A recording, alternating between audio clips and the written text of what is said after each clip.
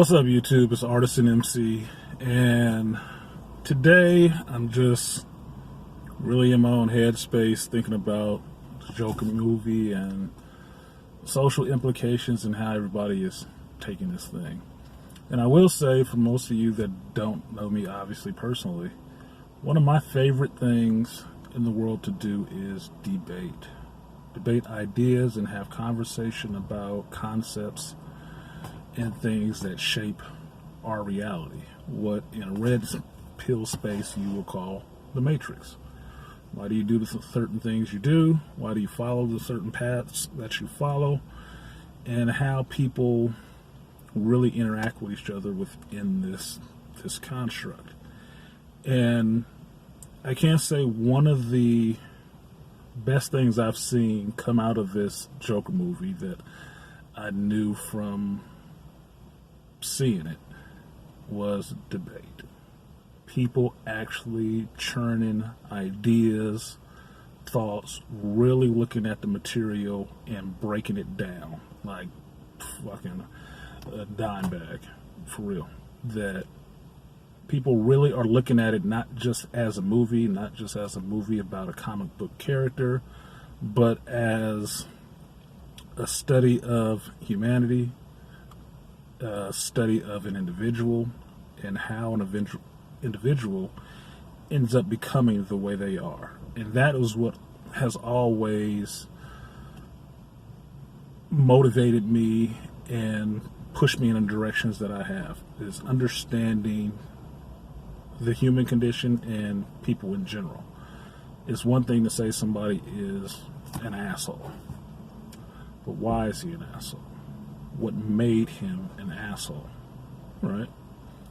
The same can be said about this Joker movie. It's not enough to say that Joker is a sociopath or a psychopath and just have these wild, crazy ideas of killing people and doing all this other crazy stuff. But why does he do it? Why does he do it?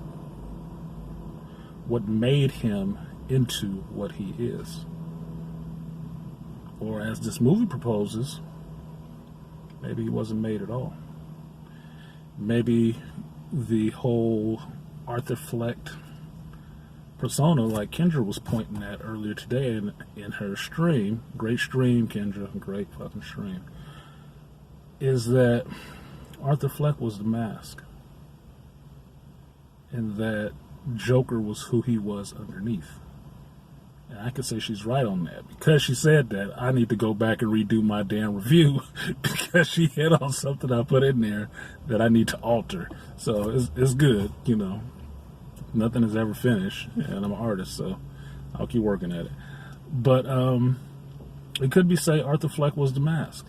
Joker is his real face, which is true. I'll end up putting up a spoiler before this, so if anybody didn't know that he was going to turn into the Joker, they'll have that little out. But for the most part, I've really enjoyed everybody's views on it. And this is from people that I actually respect. Kendra, Angry Man, BGS, shit, Young Ripper. You know, dudes on Double Toasted, Rob and Comics Explained. All these people that I've watched and listened to their reviews, even listening to the director himself, Todd Phillips, and Joaquin Phoenix talking about the role and stuff like that, it's like, I appreciate that they put this much work into a character that is one of my favorite villains because he's the most complex. And something that most people would see as childish, which is a comic book character, which, working in a comic book store and talking to people all the time about this stuff, I have to remind people it's not necessarily for kids. Just because it's drawn and colored doesn't mean it's for kids. That's what gravitated me to anime, that's gravitated me to comic books. There are real mature stories being told in these books because they're written by freaking adults. College educated adults who understand culture a bit, or at least want to analyze culture in some context. Because At least for me, all of this stuff points to larger truths about life, and everybody trying to figure out those larger truths about life. This movie does that. The reaction, all the fear that people are freaking having about this movie is absolutely ridiculous. It's a fucking movie. Okay? I mean, I could name 3 other movies off top that have come out within the last 2 years, last year, that have more killing in it than this movie. And this is the one everybody's freaked out about. Now, I won't throw J-Dub 3 out there because I like J-Dub. But truth be told, motherfucker went on a damn spree about trying to save his own life. But I'm going to review you get that. But I'm not going to say anything about Last Blood that's out right now. Last Rambo movie. What do you think is happening in that? For any noble reasons? I mean, for the most part, you could say that Rambo in and of itself is a character that is created by a society that threw him away afterwards. Created this man, a soldier, had him in war, and then tossed him away. And left him with nothing, really. And then when he came back to the world that he spent his life and times and friends and stuff like that defending, they pushed him out and abused him. That's first blood. That's first blood all day. So, when I look at this, there's a lot of those themes in movies often. But right now, for the most part, this is the one everybody's fixated on, and this is the one everybody's losing their goddamn mind over.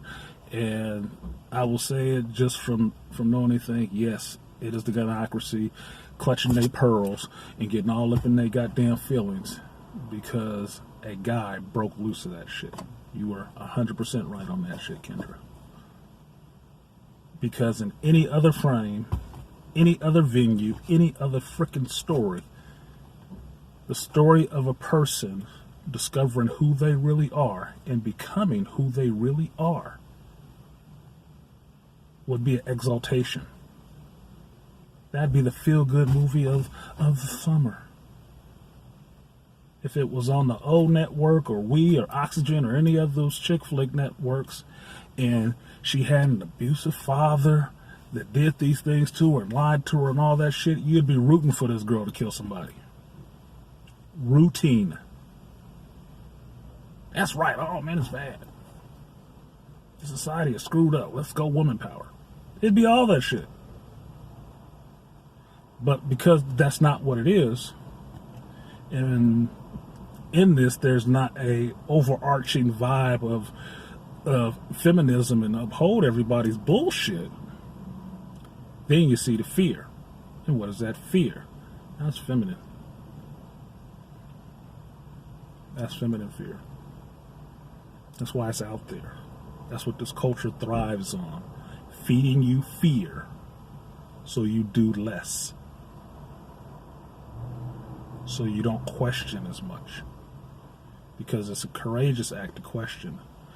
I would say, just to remove it from the Joker for a minute, it's actually a more courageous act to buck against that shit.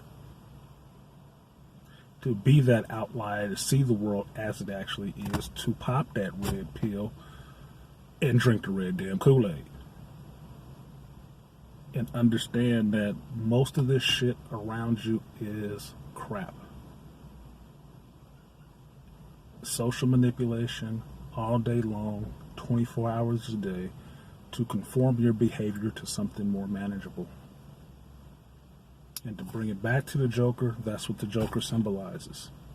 The chaos and breaking up that established order, no matter what it is. Seeing society and the world and people at their real face and accepting that. That's what Batman does. Batman's view of the world is entrophony. People are going to be chaotic. He understands that. And he stands on that line between complete fucking chaos and maintaining a little bit of order. That's why him and the Joker are parallels. That's why psychologically they're the same fucking person. And Joker knows it. Batman knows it. Because they're both smart enough to recognize that. But Batman will live in his darkness and let people still have their blue pill world, if you would. The Joker says, fuck all that, I'll tear it all down.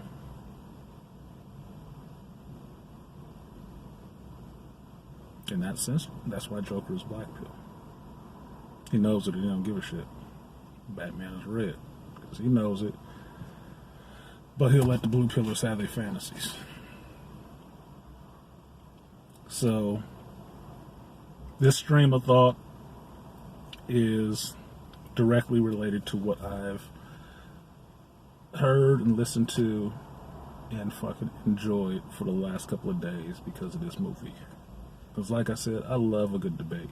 And I love people actually looking at things longer than 1 second and trying to decide on a split second exactly what it is and exactly what it's like and figure out what box to stuff it in. And that is not how life is. That's not how people are. That are not how most things are. Most things take a little bit more in-depth scrutiny. Like I want to taught my kids, take an extra second to think about it. Because most people barely spend that second. You'll see something else. And I'm a pool player. I'm looking at all the angles of how this thing plays out. And because of that, I got to go back and re-record my review. I did my review. I did my review last week. But because of the ideas that come up in having debate and conversation with other people who actually think deeply about this kind of stuff, more ideas come up.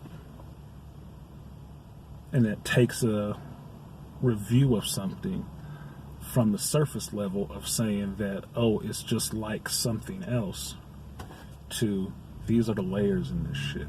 And let's dive down into those layers and see what's there. I know where my layers is going to be. It may not be as in-depth as BGS or anybody else. And BGS, I'm looking for your review, dude. I'm serious. I'm waiting for the no spoiler review with fork and knife and an empty plate. I swear to God. I know it's coming. I know it's coming. So I'll put out my morsel and leave it at that. But for everybody else that I've listened to and heard, bro, fucking oh. For real. Because I like seeing work taken at least as seriously, or at least looked at that deeply. Because unfortunately, that's how I look at shit all the time. So it's good to see like minds can do the same, even with something that people think is childish and just for kids.